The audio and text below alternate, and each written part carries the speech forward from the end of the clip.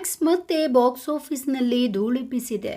Max release ಆಗಿ 8ನೇ ದಿನಕ್ಕೆ ಕಾಲಿಟ್ಟಿತ್ತು. New year ಮೂಡ್ನಲ್ಲಿ ಜನರು ಕಿಚ್ಚ ಸುದೀಪ್ ಸಿನಿಮಾ ನೋಡುವುದಕ್ಕೆ ಥಿಯೇಟರ್ಗೆ ಲಗ್ಗೆ ಇಟ್ಟಿದ್ದಾರೆ. 7ನೇ ದಿನ ಮ್ಯಾಕ್ಸ್ ಕಲೆಕ್ಷನ್ನಲ್ಲಿ ಇಳಿಕೆ ಕಂಡಿತ್ತು. ಹೀಗಾಗಿ ಕಿಚ್ಚನ ಫ್ಯಾನ್ಸ್ ಕೊಂಚ ಮಟ್ಟಿಗೆ ಗೊಂದಲಕ್ಕೆ ಒಳಗಾಗಿದ್ದು ಕೂಡ ಇತ್ತು. ಆದರೆ ಹೊಸ ವರ್ಷದ ಮೊದಲ ದಿನ 100% ಇದು ಏರಿಕೆಯಾಗಿದೆ. ಈ ಮೂಲಕ ಮ್ಯಾಕ್ಸ್ ಆಟ ಇನ್ನೂ ಮುಗಿದಿಲ್ಲ ಅಂತ ಹೇಳ್ತಾ ಇದೆ. ಇನ್ನು ಬಾಕ್ಸ್ ಆಫೀಸ್ನಲ್ಲಿ ಸಿಕ್ಕಿರುವಂತಹ ಭರ್ಜರಿ ರೆಸ್ಪಾನ್ಸ್ನ ಬಳಿಕ ಸುದೀಪ್ ವಿಜಯ ಯಾತ್ರೆಗೂ ಕೂಡ ಪ್ಲಾನ್ ಮಾಡಿಕೊಂಡಿದ್ದಾರಂತೆ. ಇನ್ನು ಹೊಸ ವರ್ಷದ ಮೊದಲ ದಿನ ಅಂದರೆ 8ನೇ ದಿನ ಮ್ಯಾಕ್ಸ್ ಬರೋಬ್ಬರಿ 4.15 ಕೋಟಿ ರೂಪಾಯಿ ಕಲೆಕ್ಷನ್ ಮಾಡಿದೆ ಎಂದು ಬಾಕ್ಸ್ ಆಫೀಸ್ ಟ್ರ್ಯಾಕರ್ SACNAL.com ವರದಿಯನ್ನ ಮಾಡಿದೆ.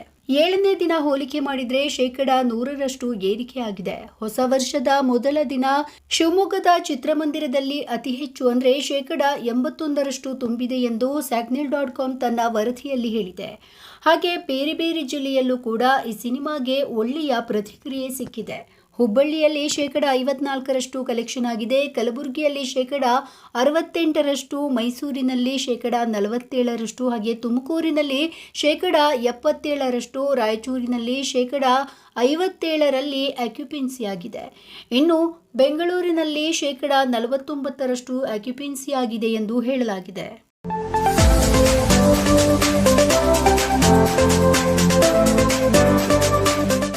ರೇಣುಕಾಸ್ವಾಮಿ ಪ್ರಕರಣದ A1 ಆರೋಪಿಯಾಗಿರುವ ಪವಿತ್ರ ಗೌಡ 5 ರಿಂದ 6 ತಿಂಗಳುಗಳ ಕಾಲ ಪರಪ್ಪನ ಅಗ್ರಹಾರ ಜೈಲಿನಲ್ಲಿದ್ದರು. ಜಾಮೀನು ಪಡೆದು ಹೊರಬಂದು ಗೂಡು ಸೇರಿರುವ ಪವಿತ್ರ ಎಲ್ಲಿಯೂ ಕೂಡ ಕಾಣಿಸಿಕೊಳ್ತಾ ಇಲ್ಲ.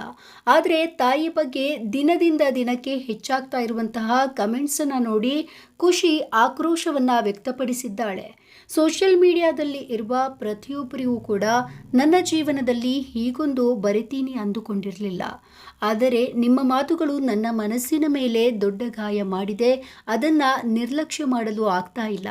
ಸಂಬಂಧವೇ ಇಲ್ಲದ ಕಮೆಂಟ್ಸ್ಗಳು, ನಿಮ್ಮ ಊಹೆಗಳು, ನನ್ನ ತಾಯಿಗೆ ಬಳಸಿರುವ ಪದಗಳು ಪ್ರತಿಯೊಂದು ನೀವು ಕಲ್ಪನೆ ಮಾಡಿರದಷ್ಟು ನನ್ನ ಮನಸ್ಸಿನಲ್ಲಿ ದೊಡ್ಡ ನೋವು ಮಾಡಿದೆ.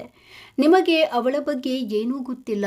ಆಕೆ ನೋಡಿರುವ ಕಷ್ಟಗಳು, ಆಕೆಯ ತ್ಯಾಗಗಳು ಅಥವಾ ಮತ್ತೊಬ್ಬರನ್ನ ಗೌರವಿಸುವಂಥದ್ದು ನಿಮಗೆ ಗೊತ್ತಿಲ್ಲ. ನಿಮಗೆ ಅರ್ಥವಾಗಿದೆ ಅನ್ನೋದು ಕೂಡ ಗೊತ್ತಾಗ್ತಾ ಇಲ್ಲ. ಆಕೆ ಸೈಲೆಂಟ್ ಆಗಿದ್ದು ಎಲ್ಲವನ್ನ ಎದುರಿಸ್ತಾ ಇದ್ದಾಳೆ ಅನ್ನೋದು ನನಗೆ ಮಾತ್ರ ಗೊತ್ತಿದೆ. ದೇಶವೇ ಅವಳ ಬಗ್ಗೆ ಮಾತನಾಡ್ತಾ ಇದ್ದಾಗ ರಾತ್ರಿ ಇಡೀ ಆಕೆ ಗಟ್ಟಿಯಾಗಿ ನಿಂತಿದ್ದನ್ನ ನಾನು ನೋಡಿದ್ದೇನೆ. ನನ್ನ ತಾಯಿ ನನ್ನ ಪ್ರಪಂಚ, ನನ್ನ ಸ್ಫೂರ್ತಿ, ನನ್ನ ಶಕ್ತಿ. ಆಕೆ ನನ್ನ ತಾಯಿ ಮಾತ್ರವಲ್ಲ, ನನ್ನ ತಂದೆ ಕೂಡ ಎಂದು ಖುಷಿ ತನ್ನ ಇನ್ಸ್ಟಾಗ್ರಾಮ್ ಪೇಜ್ನಲ್ಲಿ ಬರೆದುಕೊಂಡಿದ್ದಾಳೆ. ನನ್ನ ಜೀವನದಲ್ಲಿ ಆಕೆ ಪ್ರತಿಯೊಂದು ಪಾತ್ರವನ್ನ ಅದ್ಭುತವಾಗಿ ನಿಭಾಯಿಸಿದ್ದಾಳೆ. ಅದು ಅತ್ಯಂತ ಪ್ರೀತಿ ಮತ್ತು ಕಾಳಜಿಯಿಂದ.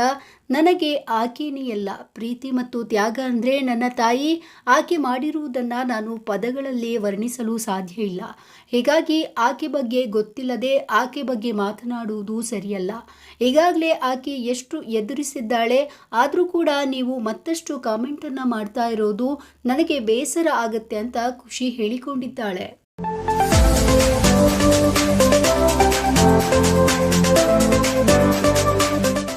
ವರ್ಷದ ಕೊನೆಗೆ ಸ್ಯಾಂಡಲ್ವುಡ್ ಬಾಕ್ಸ್ ಆಫೀಸ್ ಶೇಕ್ ಆಗಿತ್ತು.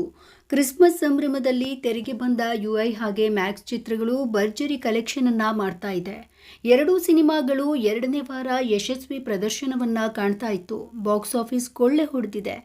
ಮ್ಯಾಕ್ಸ್ ರಿಲೀಸ್ ಬಳಿಕ UI ಆರ್ಭಟ ಕೊಂಚ ಕಡಿಮೆ ಆಗಿದ್ದು ಸುಳ್ಳಲ್ಲ. ವರ್ಷದ ಕೊನೆಗೆ 5 ದಿನಗಳ ಅಂತರದಲ್ಲಿ 2 ಚಿತ್ರಗಳು ಬರ್ತಾವೆ ಅಂದಾಗಲೇ ಬಾಕ್ಸ್ ಆಫೀಸ್ ಕ್ಲಾಶ್ ಎಂಬ ಚರ್ಚೆ ಶುರುವಾಗಿತ್ತು. ಆದರೆ 2 ಚಿತ್ರಗಳು ಚೆನ್ನಾಗಿದ್ರೆ ಎರಡನ್ನೂ ಪ್ರೇಕ್ಷಕರು ನೋಡ್ತಾರೆ. ಇಲ್ಲಿ ಯಾವುದೇ ಪೈಪೋಟಿ ಇಲ್ಲ ಎಂದು 2 ತಂಡಗಳು ಹೇಳಿದ್ವು. ಆದರೆ ಮ್ಯಾಕ್ಸ್ ಆರ್ಭಟ ನೋಡಿ UI ಟೀಮ್ ಬೇಸರಗೊಂಡಿದೆ ಎನ್ನುವ ಚರ್ಚೆ ಇದೀಗ ಸೋಷಿಯಲ್ ಮೀಡಿಯಾದಲ್ಲಿ ನಡೀತಾ ಇದೆ. UI ಟೀಮ್ ವರ್ಷದ ಕೊನೆಗೆ ಬಿಡುಗಡೆ ಮಾಡಿದ ಪೋಸ್ಟರ್ಗಳು ಸಖತ್ ವೈರಲ್ ಆಗಿದೆ. ಪೈಪೋಟಿಗೆ ಬಿದ್ದು ಈ ರೀತಿ ಪೋಸ್ಟರ್ ಬಿಟ್ರಾ ಅಂತ ನೆಟ್ಟಿಗರು ಕೇಳ್ತಾ ಇದ್ದಾರೆ. ಇತ್ತೀಚೆಗೆ ಮ್ಯಾಕ್ಸ್ ಸಿನಿಮಾ ಬಗ್ಗೆ ಉಪ್ಪಿ ಆಡಿದ್ದ ಮಾತು ಭಾರಿ ಚರ್ಚೆಗೆ ಕಾರಣವಾಗಿತ್ತು. ಈ ಬಗ್ಗೆ ಸುದೀಪ್ ಅಭಿಮಾನಿಗಳು ಕೂಡ ಬೇಸರವನ್ನ ವ್ಯಕ್ತಪಡಿಸಿದ್ರು. ಅದೆಲ್ಲದರ ನಡುವೆ ಪೋಸ್ಟರ್ ವಾರ್ ಜೋರಾಗಿದೆ ಅಂತ ಕಮೆಂಟ್ ಕೂಡ ಹಾಕ್ತಾ ಇದ್ದಾರೆ. ಕಿಚ್ಚನ ಸಿನಿಮಾ ಬರದೇ ಇದ್ರೆ ಯುಐ ಮತ್ತಷ್ಟು ದೊಡ್ಡ ಮಟ್ಟದಲ್ಲಿ ಸದ್ದು ಮಾಡ್ತಾ ಇತ್ತು ಅಂತ ಗಾಂಧಿನಗರ ಮಾತನಾಡಿಕೊಳ್ತಾ ಇದೆ. ಮ್ಯಾಕ್ಸ್ ಮತ್ತು ಯುಐ ಎರಡು ಕನ್ನಡ ಸಿನಿಮಾಗಳೇ. ಸುದೀಪ್ ಉಪೇಂದ್ರ ಹಾಗೆ ಸುದೀಪ್ ಕೆ ಶ್ರೀಕಾಂತ್ ಎಲ್ಲರೂ ಆತ್ಮೀಯ ಸ್ನೇಹಿತರೆ. ಅದು ಇಡೀ ಚಿತ್ರರಂಗಕ್ಕೆ ಕೂಡ ಗೊತ್ತು. ಇಲ್ಲಿ ಯಾವುದೇ ಭಿನ್ನಾಭಿಪ್ರಾಯ ಇಲ್ಲ, ಅದೆಲ್ಲ ಬರೀ ಊಹಾಪೋಹ ಅಷ್ಟೇ ಅಂತ ಅವರ ಹತ್ತಿರದವರು ಹೇಳ್ತಾ ಇದ್ದಾರೆ.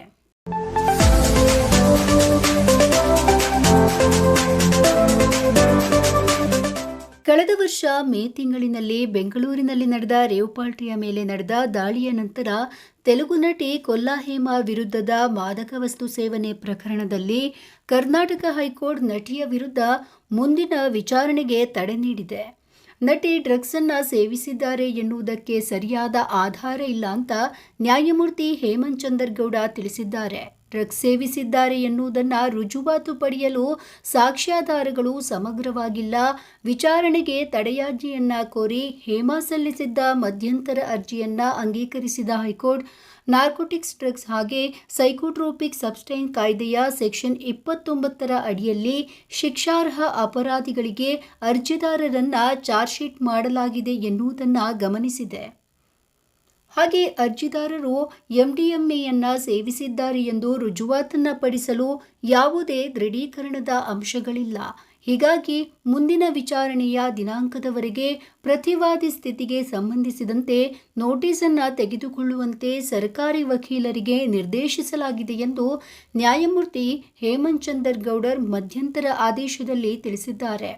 ಸಿಸಿಬಿ ಸುಳಿವನ್ನ ಆಧರಿಸಿ ಫಾರ್ಮ್ ಹೌಸ್ ಮೇಲೆ ದಾಳಿ ನಡೆಸಿದೆ. ಹಾಗೆ ಹಾಜರಾದವರ ರಕ್ತದ ಮಾದರಿಗಳನ್ನು ಸಂಗ್ರಹಿಸಿದೆ. ಹುಟ್ಟುಹಬ್ಬದ ನೆಪದಲ್ಲಿ ರೇವ್ ಪಾರ್ಟಿಯನ್ನು ಆಯೋಜಿಸಲಾಗಿತ್ತು ಎನ್ನಲಾಗಿದ್ದು, ಎಲೆಕ್ಟ್ರಾನಿಕ್ ಸಿಟಿ ಬಳಿಯ ಫಾರ್ಮ್ ಹೌಸ್ನಲ್ಲಿ ರೇವ್ ಪಾರ್ಟಿ ನಡೆದಿದ್ದು 80ಕ್ಕೂ ಹೆಚ್ಚು ಮಂದಿ ಡ್ರಗ್ಸ್ ಸೇವಿಸಿದ್ದಾರೆ ಎಂದು ಪ್ರಾಸಿಕ್ಯೂಷನ್ ಪ್ರತಿಪಾದಿಸಿದೆ.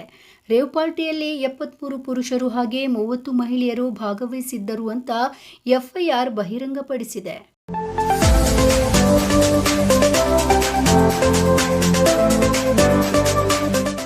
ಬಿಗ್ ಬಾಸ್ ಸೀಸನ್ 10ರ ಸ್ಪರ್ಧಿಯಾಗಿದ್ದ ವರ್ತೂರ್ ಸಂತೋಷ್ ದೊಡ್ಡಮನೆಗೆ ಕಾಲಿಟ್ಟಾಗಿನಿಂದಲೂ ಕೂಡ ವಿವಾದಗಳಿಂದ ಸದ್ದು ಮಾಡಿದ್ರು.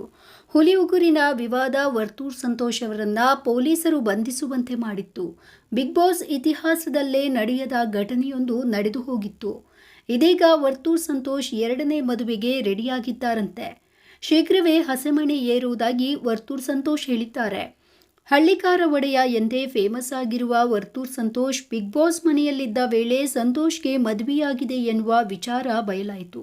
ಮೊದಲ ಪತ್ನಿಯ ತಂದೆ ಮಾಧ್ಯಮಗಳ ಮುಂದೆ ಬಂದು ವರ್ತೂರ್ ಸಂತೋಷ್ ವಿರುದ್ಧ ಆರೋಪಗಳ ಸುರಿಮಳೆಯನ್ನೇ ಗೈದಿದ್ರು. ಕೆಲ ದಿನಗಳ ಕಾಲ ವರ್ತೂರ್ ಸಂತೋಷ್ ಮದುವೆ ಬಗ್ಗೆ ಮಾತನಾಡಿರಲಿಲ್ಲ. ಬಳಿಕ ಸ್ಪರ್ಧಿಗಳ ಜೊತೆ ಮದುವೆ ವಿಚಾರದ ಬಗ್ಗೆ ಹೇಳಿಕೊಂಡಿದ್ರು. ಸಂದರ್ಶನವೊಂದರಲ್ಲಿ ಮಾತನಾಡಿದ ವರ್ತೂರ್ ಸಂತೋಷ್, ನನ್ನ ಜೀವನದಲ್ಲಿ ಏನೇನು ನಡೆದು ಹೋಗಿದೆ ಅದು ನಿಮಗೆ ಗೊತ್ತು ಎಂದಿದ್ದಾರೆ. ಹಾರಿಹೋದ ಬಳ್ಳಿಯಿಂದ ಹೂವು ಅರಳೋದಿಲ್ಲ, ಹಿಂದಿನ ಕತೆ ಮುಗಿದಿದೆ ಎಂದ ಸಂತೋಷ್, ನನ್ನ ಜೀವನದಲ್ಲಿ ಹೊಸ ಪ್ರೀತಿ ಶುರುವಾಗಿದೆ ಎಂದಿದ್ದಾರೆ. ನನ್ನ ಜೀವನಕ್ಕೆ ಒಂದು ಹುಡುಗಿಯ ಪ್ರವೇಶವಾಗಿದೆ. ನಾವಿಬ್ಬರು ತುಂಬಾ ಚೆನ್ನಾಗಿದ್ದೇವೆ. ಫೋನ್, ಮೆಸೇಜ್ ಹಾಗೆ ಮೀಟ್ ಮಾಡ್ತಾ ಖುಷಿಯಾಗಿದ್ದೇವೆ.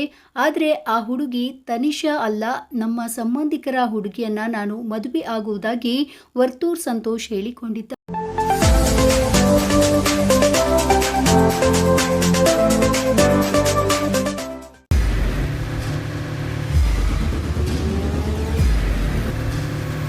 ಪ್ರಜಾಮಾರ್ಗ ನ್ಯೂಸ್, ಇದು ಜನಸಾಮಾನ್ಯರ ಧ್ವನಿ.